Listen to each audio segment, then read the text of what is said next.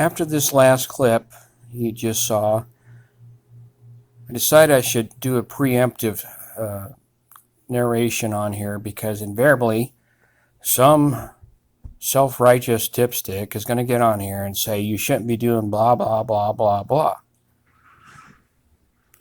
Well, the fact of the matter is that that particular forest in the clip has cross-country travel still allowed. They tried to close it. We fought it hard, and we got our congressman to force the Forest Service to reverse their decision. So cross-country travel is still allowed in that forest. What was a question, though, was at the beginning of that road is a locked gate. And in 2016, the gate was left open all summer, and I went down and inquired with local officials about what was the status of that. And because that gate had been locked for years, had never been open. And this is the copy of the email that I received back from officials, basically stating that the gate is to be closed year-round because the road is closed. But looking at where I've highlighted here, they say what this means is the road is closed. The road is a closed road, period, as in reference to the gate. Continuing, if people can get around the gate, it is legal to be on that road, except during the time of period from 3 days prior to first big bull season till the end of the second bull season. Basically, it's a green dot road closure during rifle elk season, but not during archery season. Now, officials have said that they want to extend that to archery season, but as of this date, that is not the case. In future years, that may change. But for the time being, it is legal what I was doing there, and it is not harming anything. In fact, what you just looked at was actually a game trail. I should throw in a quick video of an elk walking on there. I think I'll do that.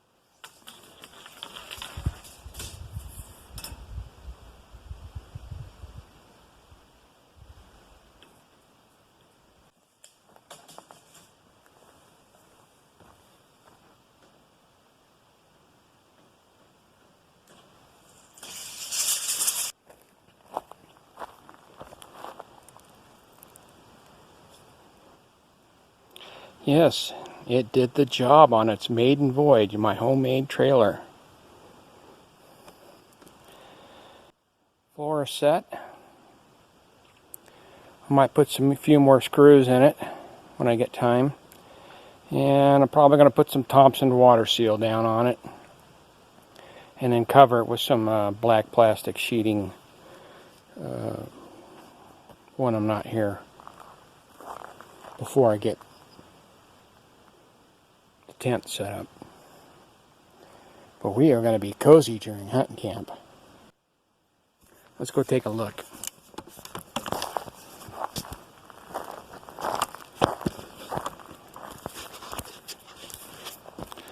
Still got a few blocks. Obviously I didn't buy enough. Looks like about 4 more blocks. Cinder blocks. I'm going to put one in the middle there. I think I'm going to stick that one up right. As long as the one's in the corners. And probably need to put one there where that stump is. But yeah, to get it level,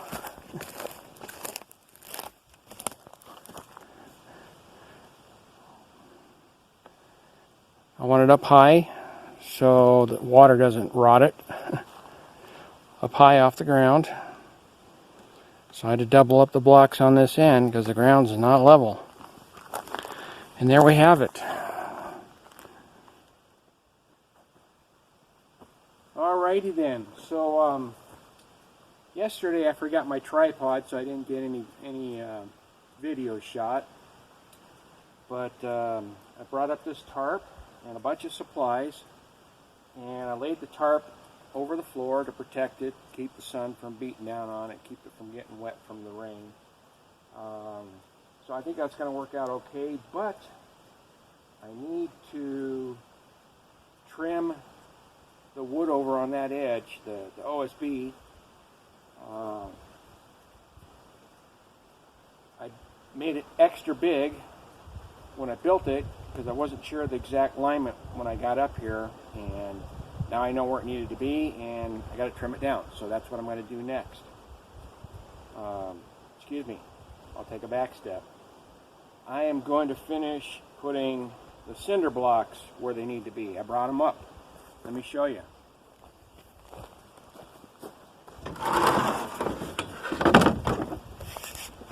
That's my table for my stove.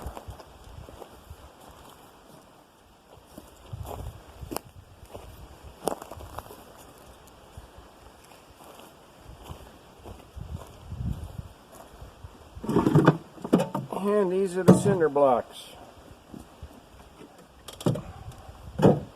That worked out pretty good.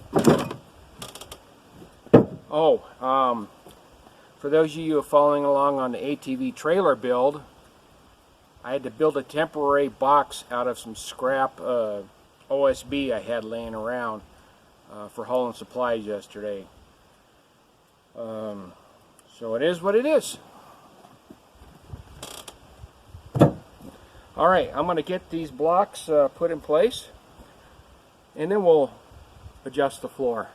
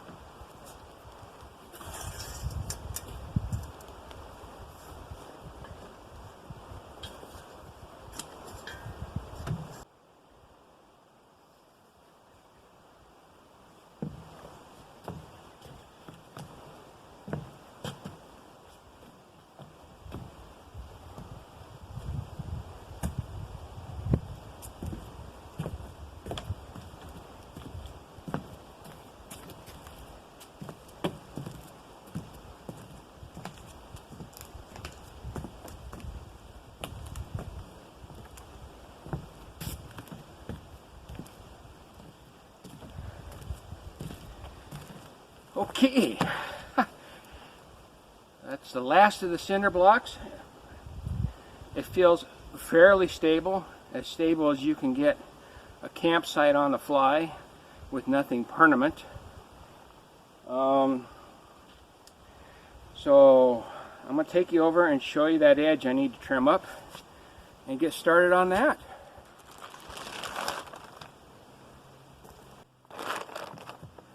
Okay, you look here, look at my fingers, you can see I've got about 1.5 inches of overhang. I got to trim that off. We're going to see if this saw is going to get the job done.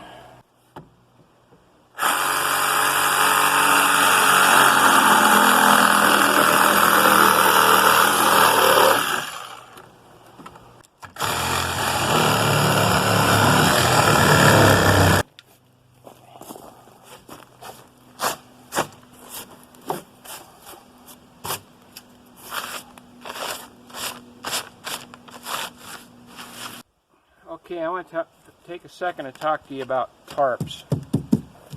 When you buy plastic tarps, they have a size printed on them. Most manufacturers,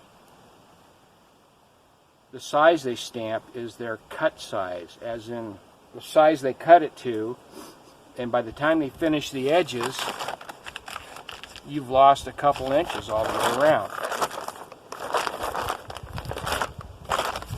So I walked into Bi-Mart looking for a tarp for this, and I was looking at the sizes, and the lady's helping me, and I told her that I think I need a 10 foot by 12 foot, but I need to know whether that's cut size or finish size, because if you remember from previous episode, part 1 or part 2 of the camp setup series for this year, I built this to match my wall tent, which is it's cut size, finish size 11 foot 6 by 9 foot 6. When you buy a wall tent, they give you, most of them give you the dimensions of what they cut it to, not what they finish it to. So it's important on the wall tent and on the tarp. In this particular case, the lady says she believed it was finished size, because it said 120 square feet on it for a 10 by 12 tarp. And so I said, okay. I took it home, measured it, and sure enough, it was actual finished size 12 feet by 10 feet, which is just perfect for what I wanted, because it gives me a little bit of an edge to fasten these down over the edge, and I don't have a whole bunch extra hanging, and it still covers the entire thing. So keep that in mind. When buying wall tents or tarps, you need to figure out whether you're dealing with the size they cut it, the material to, or the size that they finished it to. Tip for the day. Alright, I'm using screws to go through the grommets to hold this down in place. It won't go anywhere when I get done. So, here we go. Figure out what I did with my screws. Oh, they're back here. Folded that corner over, and I guess we're going to put a hole in the brand new tarp.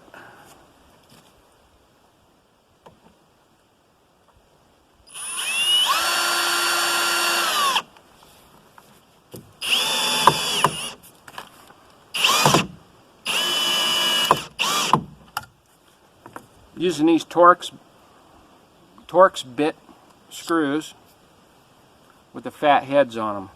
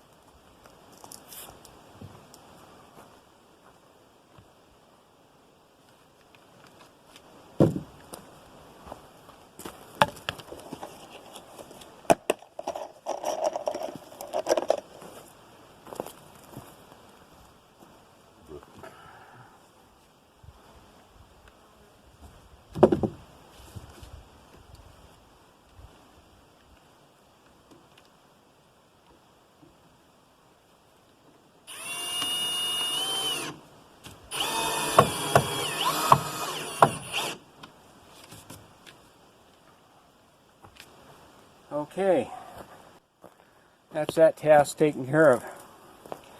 So I got some scrap wood here I got to get cleaned up. I think that's going to be it for today's activities. But you never know. We shall see.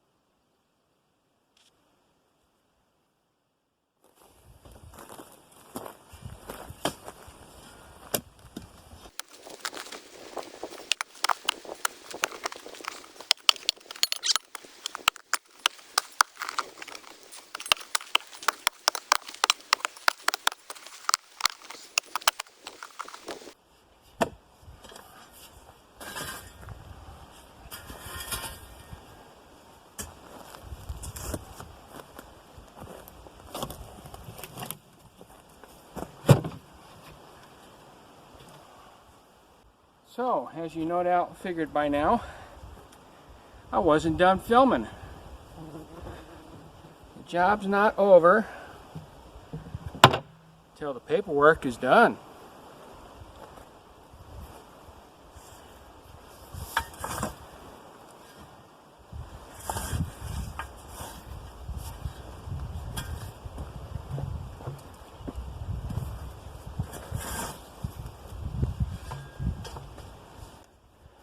Yes.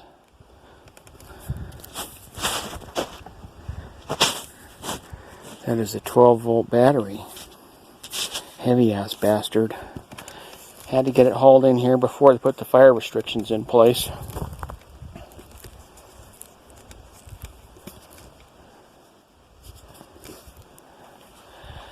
Because once the fire restrictions go into place, I won't be driving my quad back here. That battery, 12 volt, means we got solar this year.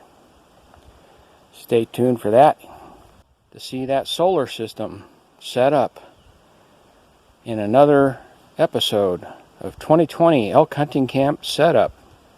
Peace out. Oh, and don't forget the paperwork.